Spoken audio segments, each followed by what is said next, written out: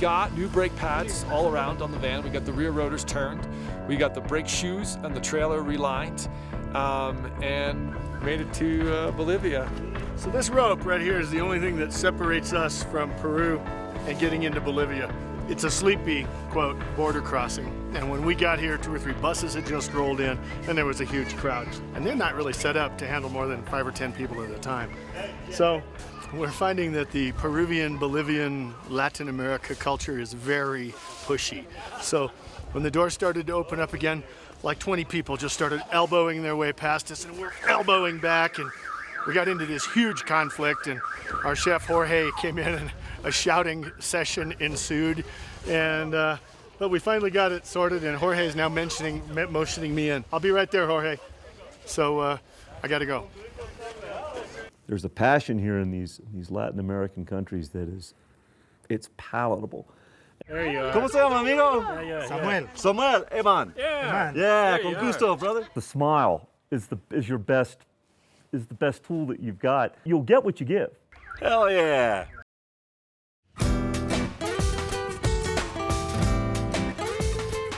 Expedition 65 crosses the border into Bolivia, near the city of Copacabana, a small beach resort located on the southern shore of Lake Titicaca. The roads around here are scenic to say the least, with spectacular panoramic views of the lake's turquoise waters. A small ferry takes the team across the Straits of Tequina into the rest of Bolivia.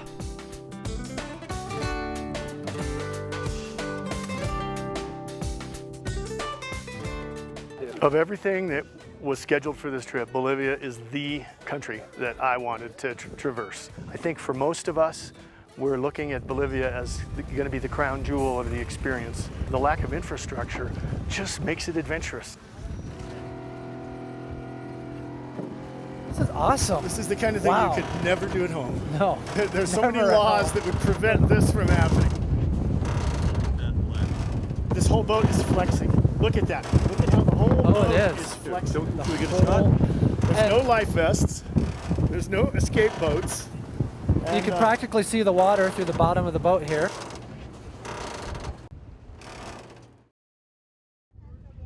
The team is working with a guide in Bolivia, Sergio Bolivia, a respected photographer who was born and raised in La Paz. Currently I'm based in Boulder, Colorado, but I offer my tours, my adventure tours and photography tours and production services in Bolivia. So this is my first home, and it's kind of my second home as well. And I'm here about half the year, from 1 month to 3 months at a time.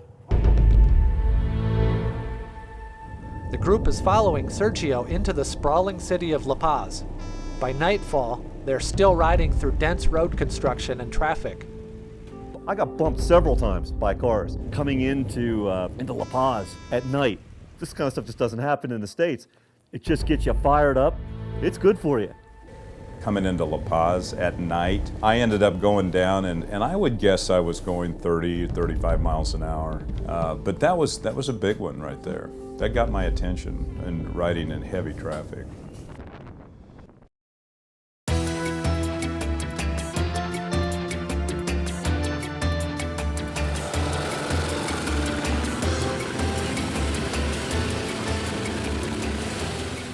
Bolivia, unlike some of the other countries in Latin America, especially in the Andean sector, is a raw country.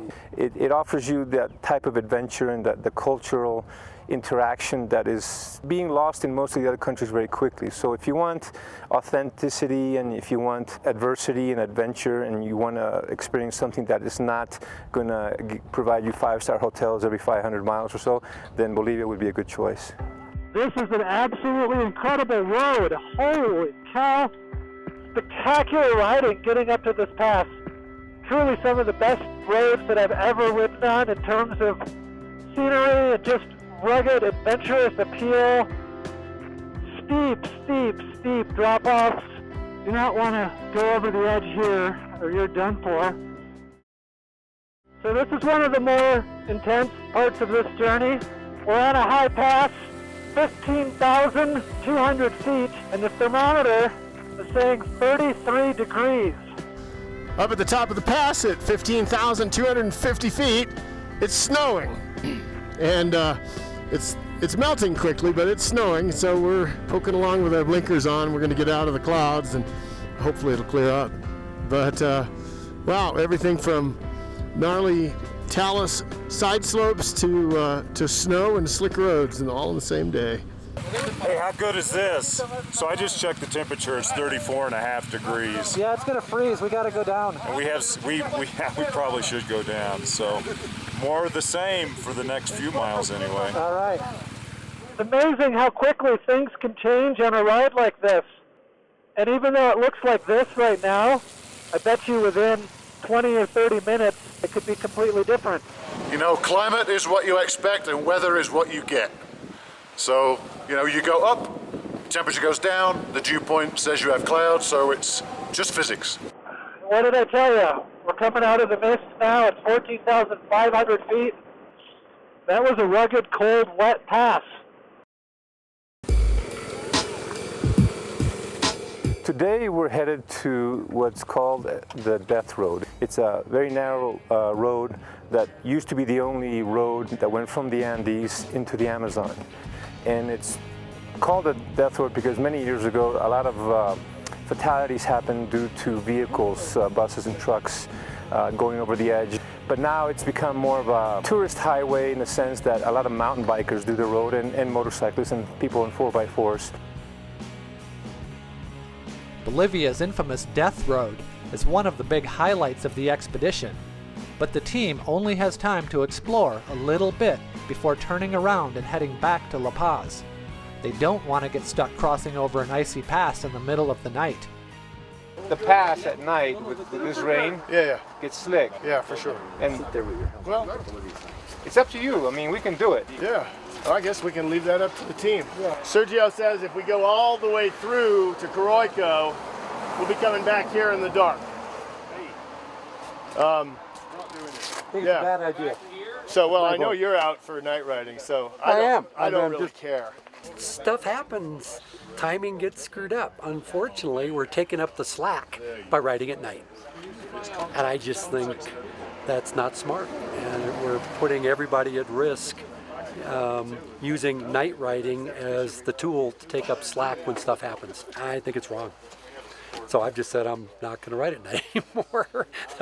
But that's, you know, everybody has to make their own personal decision on what their risk tolerance is. And riding in this part of the world in the dark is just a really risky activity. So everybody's got to make their own choice about that.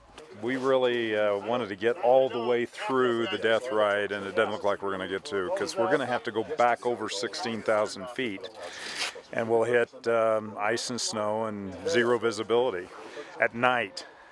And that's not a safe thing to do. And I'm just telling you, we have to pay attention to what's the safe thing to do. You know, anytime you plan something, you've got to figure out what's the number one thing you've got to get done, the point of the spear. And today we want to do the Death Road. And we had a great ride this morning through the fantastic, you know, back hills. We didn't need to do that. We needed to get here. And now we've got here, we don't have time to really do the Death Road. So we've got our planning wrong. If we'd gotten here a couple hours earlier, we could have done what we wanted to do and do it in the light both. And it didn't happen, so. You know. Yeah, well, we missed a bucket list. Yeah. So I'm kind of pissed.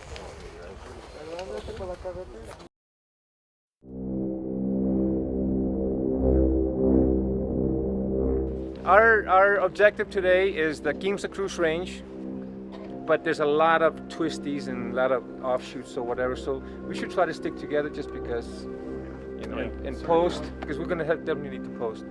I don't feel comfortable going that fast, so the whole group is way ahead of me, and I'm going as fast as I can. I tend to get fired up and approach this thing like a video game, and I like the aggressive hooligan stuff, but there's some guys that don't, and I get it.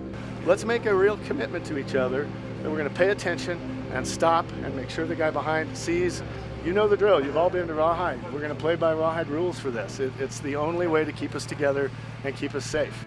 The actual ride is going to be only like 5% pavement, and it's going to be 95% dirt. Most of it's going to be going up and down the mountains, and it's going to be probably the most spectacular ride of the mountain part of Bolivia. Very lush agricultural valley here. Seems like they're growing just about everything down here. Everywhere you look, it's cultivated land. I've seen corn, onions. Climbing out of the valley, the team encounters a group of men working on the road. They stop the riders and ask for money. No! They're putting a pinch on me. They want more money. What the fuck is this? ¿Cuánto? $100 bolivianos. Sí. Yeah, let's have Sergio talk to him. What the fuck? Otherwise, I'll run a little short man over here. This is community work, so no one's actually paying them. Really? They're doing it because the Department of Roads, or whatever, doesn't particularly take care of it. So they're the ones filling in the holes because that's how they do it. So Sergio, who is he? He's like the spokesman for the group. He's the community leader. Yeah, he's all eager for the money though. Look at that boy. He's sitting there rubbing his fingers together. ¿Y ahí se puede pasar? Sí, puede pasar. Está bien. Okay, so the deal is we're just negotiating. Yeah. If we pay him, there's not going to be someone else that wants more in another 10 miles, right? Never know, dude. This is Bolivia. For a grand total of about $7, the team is allowed to pass. Okay, I understand. We comprende.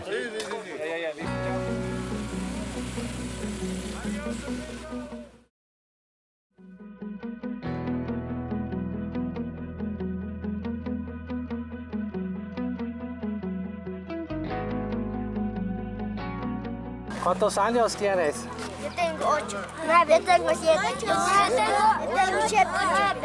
¿Esta moto cuánto cuesta? ¿Cuánto cuesta? $20 más o menos. The interesting part is what's going on over here at the town square in front of the church. Señora, no es Ya dame 50 bolivianos. 100, dame. We saw Colin getting chummy with the local drunks, and then all of a sudden we were going, this isn't going a good place. We're not going to do this. We're not going to do this. They got a good hold of my camera there. She hit you in the back. That little girl was holding him back. And see her, she's standing there, she's worried, she's sick about it. We've had this incredible device experience. We've had road workers that want to hold us up on the road to pay a toll. We've got kids who are just thrilled to death to visit us and look at the bikes and learn about the world. And you've got the local drunks sitting by the church drinking aguardiente and beer. I don't know if this is typical of the rest of Bolivia, but it's, maybe that happens up in the hills when you've got nothing else to do, right?